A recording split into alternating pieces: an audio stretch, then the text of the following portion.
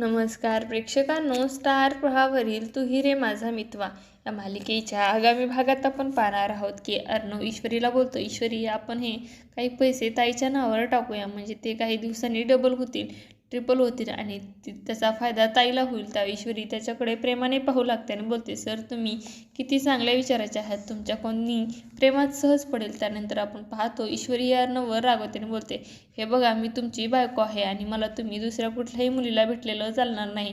आणि अर्णव देखील तिच्याकडे प्रेमाने पाहत असतो आणि विचारतो कारण का. ईश्वरी सांगते, कारण माझं तुमच्यावर खूप प्रेम आहे, आय लव्ह यू सर. आणि तेव्हा अर्णव देखील तिच्याकडे प्रेमाने पाहू लागतो. त्यानंतर आपण पाहतो सर्वजण हे जेवणासाठी एकत्र बसलेले असतात. त्यावेळेस अंजली हे अर्णवला बोलते, चिंटू तू मला 10 लाख रुपये देशील का. आणि तेव्हा सर्वांनाच खूप मोठा धक्का बसतो आणि अर्णव विचारतो, परंतु कशासाठी.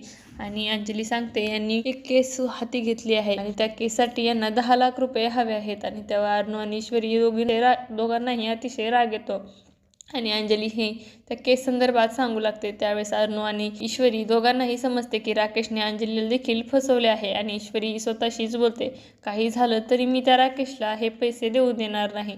आता येणाऱ्या भागामध्ये अर्णव हा अंजलीला राकेशला देण्यासाठी 10 लाख रुपये देणार का, हे पाहणं अतिशय रोचक ठरणार आहे. तुम्हाला जर आपला व्हिडिओ आवडला असेल तर चॅनलला लाईक, शेअर आणि सबस्क्राईब करायला विसरू नका. धन्यवाद.